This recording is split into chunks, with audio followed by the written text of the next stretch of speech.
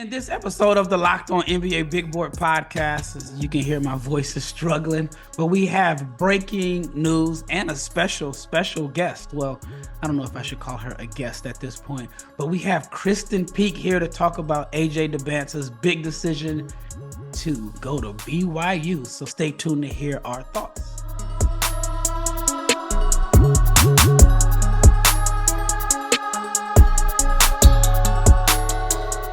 Big shout out to each and every person that has made the Locked On NBA Big Board podcast your first listen of the day. I'm your host, Rafael Barlowe, and my co-host for today. It's been a long time coming. We've talked about this for a couple years now. It is Krysten Peak. How are you doing this morning? I'm great. Yeah, no, I'm so excited to be here. I'm so excited to talk about AJ Dybantsa and his commitment and all things basketball. You know me, I always love seeing you in the gym. So you're right. This is a long time coming. Yeah, no, I've mentioned it before on podcasts that I've seen you in gyms all across the country. I've always had a respect for you, been your one woman camera crew and the relationships you built. So I'm glad to have you on this episode. Before we get too deep in the episode, I want to let you know that this episode is brought to you by Game Time. Download the Game Time app, create an account, use the code LOCKEDONNBA for $20 off your first purchase. Also, check out the Locked On newsletter. Your favorite Locked On podcast now has a newsletter. It is one stop for ultimate team and league coverage delivered right to your inbox. So sign up for free at lockedondaily.com. And also subscribe to the Locked On NBA Big Boy YouTube channel. Like, share, comment, hit the bell so you can be notified every time we drop, because we are your source for NBA draft content every single day. And today is breaking news. And we got the tech fleece queen in the building. If you've seen Krysten at basketball games, which if you've been to like a lot of high level tournaments, she's there and she's always in a fresh Nike tech fleece and some Air Force Ones. That is my go-to. And probably this hat. Like I have this hat in 5 colors, but I only have 3 tech fleeces and they're so comfortable and they're so, I don't know, like you've been to Peach Jam, you've been to these gyms, you don't know if it's going to be hot or cold. I just wore 2 tech fleeces in Miami for a pair of games that I called on the NBA app for NBA TV. And I was wearing tech fleece. Like it's a perfect versatile, and I'm wearing one right now. Yeah, but I love that you recognize that. And Rafael, like I know I'm the tech fleece queen, but your son also, I hear you told me anytime you dress him for preschool or whatever, he's wearing a tech fleece too. So, Tech fleece or Dallas Mavericks. Like tech fleece is me, but he has to have a Dallas Mavericks shirt underneath. And we had a fight this morning because all his Mavericks clothes are dirty. And it's just the life of having a toddler. But let's talk about AJ. First of all, AJ made his choice on ESPN. I'm upset that they teased us. They said, at least for me, it was 9:30 Central, and I had to sit there and listen to. They always do that. Yes. Yeah, I'm like, I don't want to hear about Bill Belichick. I could care less. But then I start thinking, are they going to segue it to North Carolina? Because North Carolina was one of AJ's 4 schools, but they were just dragging it out. But anyway, AJ chose BYU. You've been very observant. Sent me a text that is BYU because you saw the blue shirt underneath. I saw the blue shirt, yes. But I didn't know if it was BYU or Kansas. Yeah, that's fair. Because Kansas already has Darren Peterson, I don't know if the two of them would have coexisted well there. So yes, Kansas did come in, make a last ditch effort. But after watching the pair of them square off, Prolific Prep and Utah Prep a few nights ago, like I don't think they would want to play together. Yeah. Because they're both very ball dominant guards. Yeah, and that definitely makes sense. But AJ chose BYU over Alabama, North Carolina, and Kansas. I thought it was going to come down to Alabama and BYU. I thought both have NBA-style offenses, which is very attractive. Were you surprised at BYU at all? No, we started getting, by we, I mean people in the grassroots space. Like we started getting rumblings of BYU once Kevin Young was hired. Kevin Young long-term assistant, was previously at the Phoenix Suns. And when he got the head coaching job at BYU, he came in and he's like, we are changing everything here. It's no longer good enough for us just to make the NCAA tournament. We want to land the top prospects. We want to land the top players. And he completely changed it. Like, he's running a NBA style offense. The practices are run like an NBA team.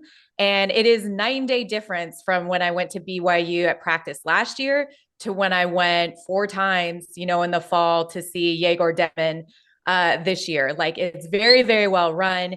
He's using his offense and using his star players to play in space off the pick and roll. And that's what AJ Dybantsa and also Yegor is going to be doing, in the NBA. So I think for AJ to look at that, that was very appealing. And then also the NIL money that is being tossed around. I don't think it's as high as 7 and 9 million as Jeff Goodman has reported or other people have reported. But it is a substantial amount of money that he's getting to go play at BYU. And when you say, okay, it was between BYU and Alabama, they played here. I live in Las Vegas. They played here in Las Vegas for a pair of games. The first night, Nate Oates, assistant coach, and 3 players showed up.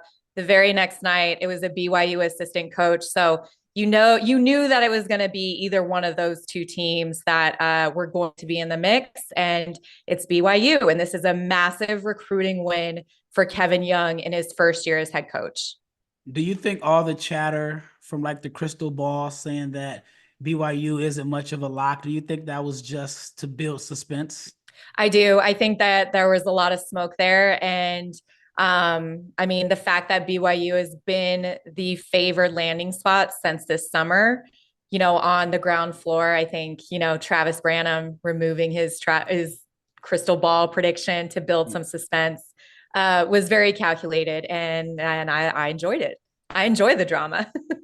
Do you think, and I've heard different stories, and I mean, there's very few people that are as connected as you, but do you think like the move to Utah Prep was part of the BYU deal? I mean, you hear so many different stories. I heard he got equity in the school. I heard he got a bunch of money to go there. I've heard that it was BYU all along and they just placed him in their backyard. What are your thoughts on that?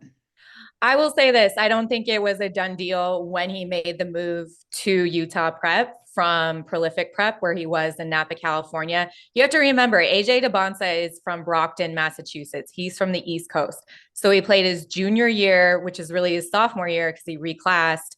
Oh, no, he didn't. He did not reclass. I'm sorry. I'm thinking Yeah, of I Cooper thought he Flag. did reclass. Did he? Oh, you're right. He did. He did. Yeah, He did reclass. So yeah. really his sophomore year, he played at Prolific Prep and then so he reclassed, and then his senior year he moved a little bit farther east to Hurricane, Utah, to play for Utah Prep. And I don't think it was a package deal. I think, obviously Utah Prep is trying to become a feeder system, or at least favorable for BYU.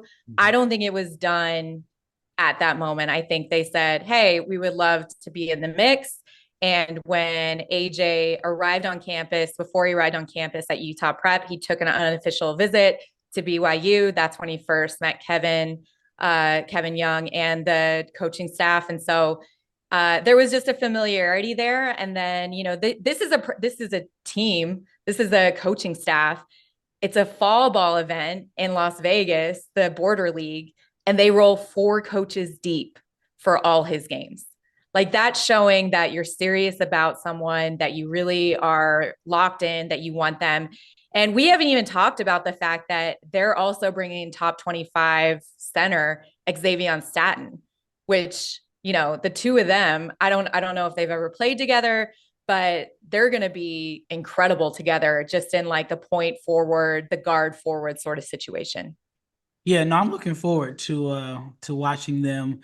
I mean, I've enjoyed watching BYU this year. I mean, I followed Yegor since I think Yes. 2021 when he kind of first burst up on the scene. So BYU it's like must see TV for me this year and for next year. All right, up next, I want to hear Krysten's first impressions of AJ Dybantsa. I remember when I first saw him play, and then I also want to hear her thoughts on, is he a lock to be the number one pick in 2026?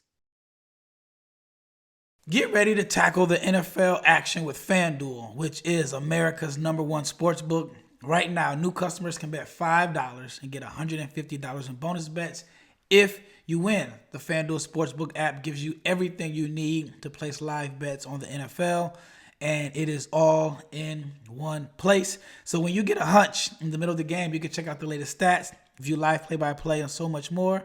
And it is on the same page where you place your bets. Just visit fanduel.com to get started, and you'll get started with $150 in bonus bets if you win your first $5 bet. That's fanduel.com.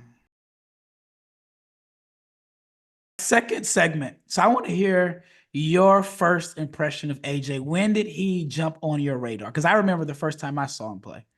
It had to be, well, we hear rumblings about him when he was in eighth grade playing varsity. And, I would hear about him, but since I don't live on the East Coast, I never saw him in person. I want to say the first time I saw him play was probably the summer between his freshman and sophomore year.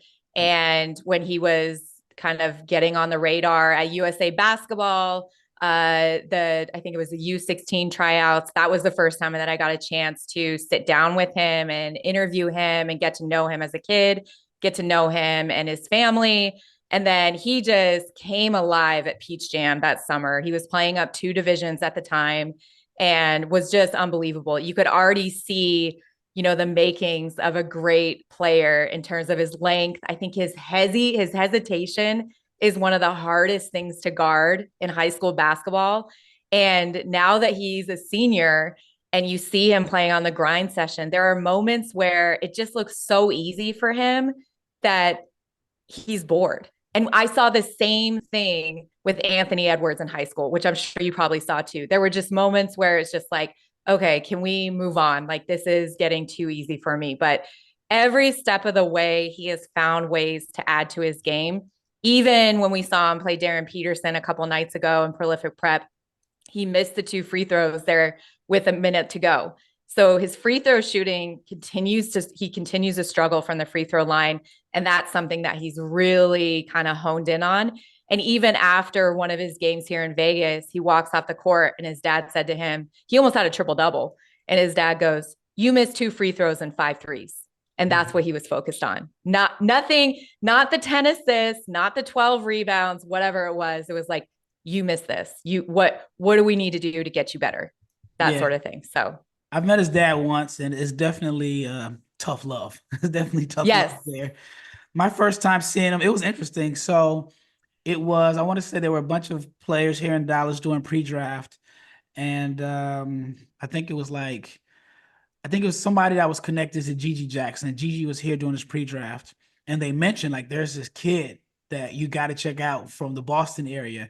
And they were like, oh, yeah, by the way, EYBL, the session just happened to be in Dallas. So I went to watch him that day. And I'm like, he's a freshman. Like, when he was a freshman, or I guess in between his freshman and sophomore year, to me, he could have been the best senior in the country. It just looked like he had been there before. And, when there's guys that are like really talented, but he's the type of guy, he's really talented, it shows, but it doesn't look like like he's playing hard, but it doesn't look like he's breaking a sweat. He doesn't have to force shots to score 30, but then at the same time, it's interesting because some of the tough shots that he takes, he makes it look very, very so easy. Yep. So that was my first time. I've been following him ever since. And I had a chance to meet his dad at the Nike Hoop Summit back in Portland. I think he's the best player. Do you think he's the best player in this class? Because he's number one, but there are some people that feel like Darren Peterson could challenge him. Yeah, I think right now, as it stands, he is the best player in the class. He's the best player in high school basketball, regardless of class. I think it's his to lose for being the favored number 1 pick in the 2026 draft. Yes, Darren Peterson is very, very good. He is very good. But what he does is so specialized at the guard position. And I think with AJ's versatility. He's the two-way player with his length at 6'9", pushing 6'10". He's still so young, still has room to grow. And just like you see moments, like I was at the Slam All-American game, at Rucker Park, which no player ever takes seriously. And AJ was picking up players full court. Like he was taking it seriously. Yeah. So when you look at that and you see a player that has that mentality, that dog mentality, then you can't teach that. You can't coach that. And so you want a player on your team, especially if you're going to be the number one player and you're going to probably be a cornerstone piece in a rebuild process. You want someone like that who has already that mentality built into them. Yeah, no, I agree. I mean, there's definitely a consistent competitive fire. And then it all goes back to me to his father. His father is I think he just retired, a retired police officer. So there's just like the discipline, and his dad is everywhere I've seen him. I've never seen like AJ at a tournament without his dad being there. And it's the same thing. Like, yeah, you played great, but Yep. you didn't do this. Yeah. You didn't do that. So for the 2026 draft, in your opinion, how does it fare with the 2025 class? I know like you love this class. I We talked love about this that. class. I love the 2025 draft. I love Cooper. I love, Ace. I love Dylan. I love a lot of players in this draft. But when you're looking at 2026 and Rafael, this all happened in one day of games. Like I called Cameron Boozer's game when they went into triple overtime against Gonzaga, and that was down in Miami for the Made Hoops event. Uh, it was unbelievable the way that Cameron Boozer just took over the fourth quarter and those three overtimes. Like every shot, every big shot that needed to be made, he made it. And he's making threes, he's making step back threes, making the right passes. Cameron Boozer is special. And then 3 hours later, 4 hours later, we had prolific prep against Utah Prep, and AJ Dybantsa and Darren Peterson squared off in what was an incredible game. And prolific prep came out on top. But let me just read you these stats because this is unbelievable. The top three players in the 2025 high school class, this is what they did that day. AJ Dybantsa, who's number one right now, 28 points, 10 rebounds, 8 assists. Darren Peterson, who's number two right now, according to ESPN, 32 points, 10 rebounds, 6 assists. Cameron Boozer, the game that I called, 31 points, 13 rebounds, 5 assists. I love the 2025 draft class. The 2026 draft has a chance to be very, very special. Yeah, and I've noticed that AJ just can't beat the Boozer twins when they go head to head. Am I Oh my tripping? gosh. Did you watch that game? Did you watch the game on ESPN when they played each other for the Border League? AJ put on like the most The one in San Diego? dominating. No, it was in Las Vegas. He put Okay. on the most dominating performance, and I'm pretty sure Columbus won the game, but AJ was incredible. You're right. He does everything he can, but Columbus is so well coached by Andrew Moran, who is also the coach of the Boozer Twins AAU team, Night Riders Elite, who has become the first program in history to win Peach Jam at the 15U, 16U, and 17U. They've won 3 state championships. They're going for a fourth. Like they are very, very, very well coached. Yeah, I mean, I can make a case and say that, I mean, there's two of them, but the Boozer twins may have the best resume as Yes. far as just winning in high school. And I think it can be somewhat of a debate between Boozer and AJ. I mean, I saw the game. I wasn't there, but they had a game in September, like in San Diego, In where San Diego, yes. AJ had like 43. And you can make a case and say it was the most impressive display of shot making I've seen on a high school level.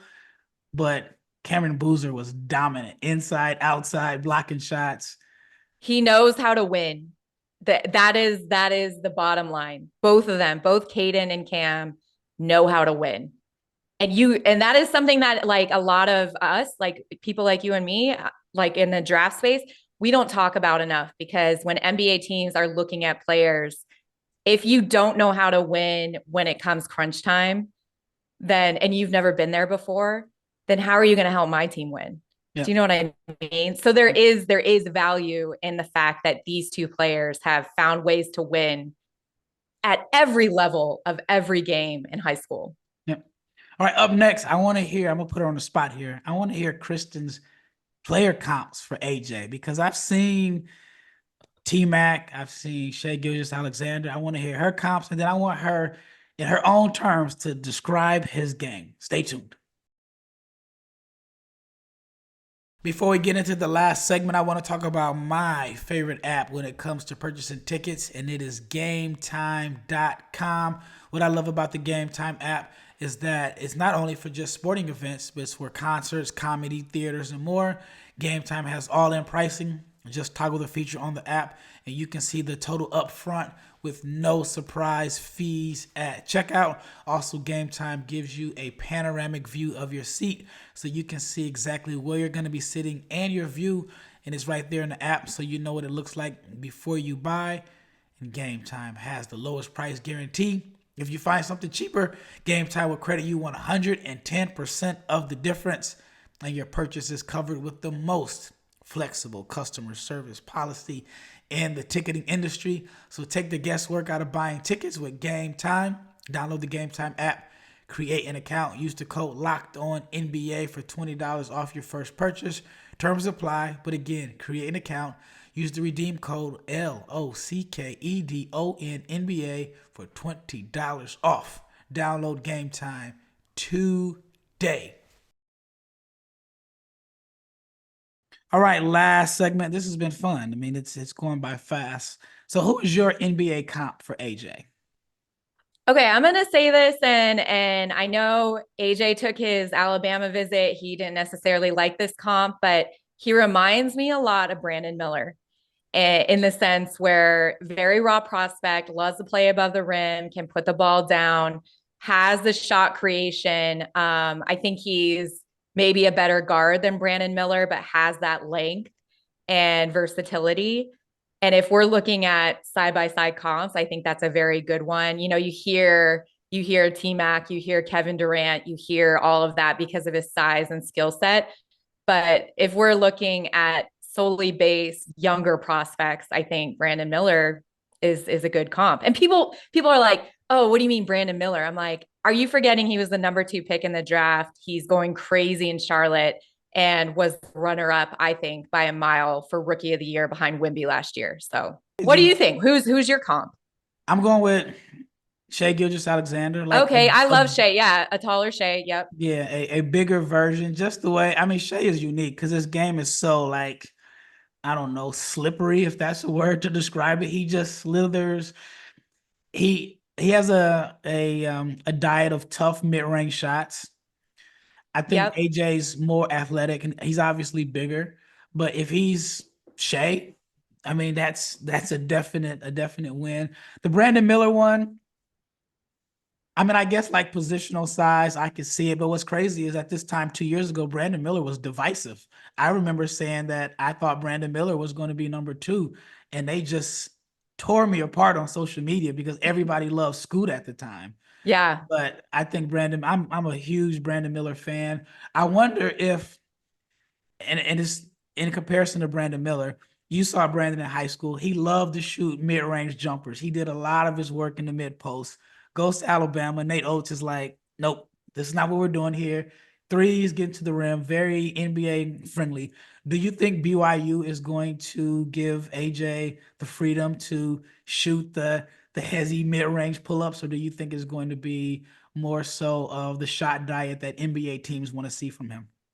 No, he's going to have the ball in his hands. That's probably part of the deal. Like he's going to get a lot of offensive touches. I think he's going to be the one dictating the offense. They'll probably, obviously, they're going to lose Yegor. They'll probably hit the transfer portal, get another point guard, like experienced point guard in next to him, but he's going to have the freedom to run the offense and do what he wants. What do you think his long-term position is in the NBA? I think he's a two. I think long term, he's a two. And I think he's he's so 6'10". I know it's crazy, but he's so good with the ball in his hands. He's such a great passer and decision maker. Like the game that I was just at last week, he made this cross court dime pass in transition from, you know, the opposing 3-point line over his shoulder. And I was sitting with the BYU coach and he said, there are only two people right now in basketball, in high school or college basketball, that can make that pass. And it's Yegor and AJ. And he's not wrong. Like, his passing, I think, is probably the most underrated part of his game. And you see these instances with AJ where Utah prep is up big time and he tries to find games within the game. So he works on his passing, he works on his 3-point shot. He's trying to find ways to get better, even in a blowout situation. And that's when you know you have a special player. Yep. Can you talk a little bit more about his passing? Because I think it's very underrated. Do you think he can play the point forward position down the line in the NBA? I think he'll be way better off the ball. I think in his mind, he thinks he can be that point forward. And, you know, in the NBA, the game is such fast pace. Like, there will be opportunities for him to run the point. I don't think he's a true point guard, but he does have that skill set. He does have the handle to be able to read the floor and read the defense and find those passes. And even in a half court set, he has that length where he's pushing 6'10", where he can see over the top of defenses and make the right play. Yeah. All right. If you had to say there's an area of concern, like a weakness, what would you say his most glaring weakness is? It's his 3-point shot and free throws. Right now, that is like the biggest hole in his game. And he knows it. Like, you can see him every time he misses a free throw. He's just like, why am I missing these shots? And I think that's just a mental hurdle that he has to get over. But his 3-point shot, even off the catch and shoot and off the dribble, needs to get better for him to be that all around, like, no disputed number one pick next year. So when I look at the 3-point shooting, I try to figure out, like, all right, one, he's not getting a lot of catch and shoot opportunities because he always Right. has the ball in his hands. So I think he probably can be a good shooter off the catch. But the way that defenses are playing him, like when I watched the game against the Boozer Twins, I mean, they had somebody in his face. Like, I mean, They're just, always face guarding. Yes. yeah. So Yes. he's never getting good looks from three. When he does shoot a three, it has to be this contested, hezzy pull up. And so I wonder, like, is he a better shooter than the percentages because he's not getting anything close to open look? He could be. I mean, the shot is there. Like, he's got that high release. He has the ball in the right place. It's just, I think maybe the base needs a little bit of work. He needs to get stronger. But you're right. He is going to get better looks in college and in his career beyond that in the NBA. Yeah, like By the right way, now. can we please, I'm sorry to interrupt, but like, I can't believe on First Take that he named the teams that he wanted to be drafted to. That was insane to me. Like, when Stephen A asked him, okay, you're the projected number one pick. Where do you want to go? And he said the Magic or the Spurs. And I was like, Oh and wow. then his dad goes, I can see him with the Suns. And I'm like, why are you guys naming teams? Like, this is crazy. This is I crazy to me. I cut it off as soon as I saw BYU. Well, you tipped me off, and you're like Yeah, yeah, yeah. BYU, and so I had already had two articles. Actually, I had four articles pre-written, so Oh my gosh. I was trying to get ahead of it. And so I had wrote him yesterday, and all I needed him to do was pick a school, and I was able to hit send like as soon as he mentioned it. So after that, I didn't hear that, but San Antonio.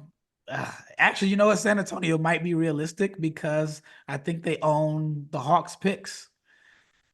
And so, but then there would be all type of people calling conspiracy if I that know. happens. I know. I know. It's crazy. And he said But Orlando. he said Orlando. And then his But dad said the Suns.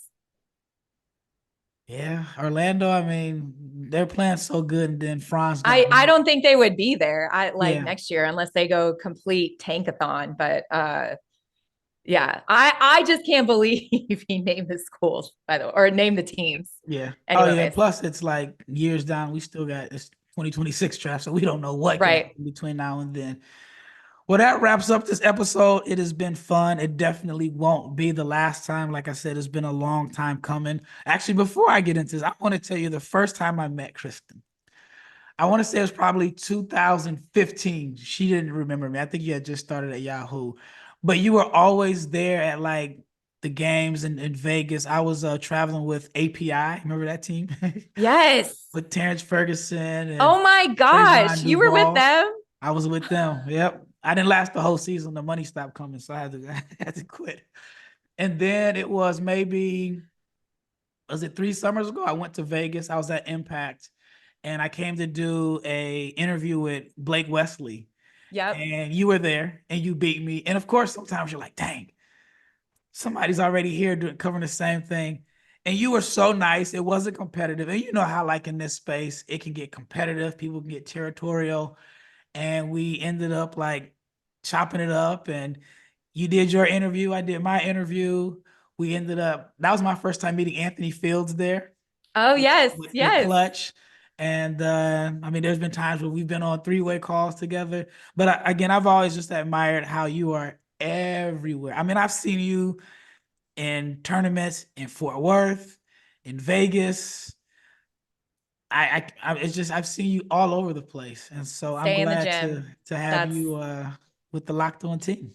Yes, I'm happy to be here. And by the way, I always move in the sense where it's like there's room for everyone at the table. Yeah, Yes, we're all here covering the same thing, but there's room for everyone. So that's always my motto. But but not everyone thinks like that. You know, it's I very know. competitive, it's very territorial, and then usually if someone has a secure spot in the industry, they're trying to hold on to it as opposed to helping someone out. So, like I said, it's definitely it's been a long time coming, and I'm glad to have you on and looking forward to doing more episodes because there's not too many people that have the insight that you have, that have the relationships with the players, that has seen guys live. I mean, you're not watching them behind a computer. Like, you're seeing them live, you're calling the game. So you're going to be a big asset to the team. Well, that wraps up this episode of the Locked On NBA Big Board podcast. My voice is at like 5%. So I tried drinking tea. I ate soup for breakfast, and it's still not working. But that wraps up this episode. Check out the Locked On NBA newsletter. And I can't talk anymore. My voice is gone. We are out of here.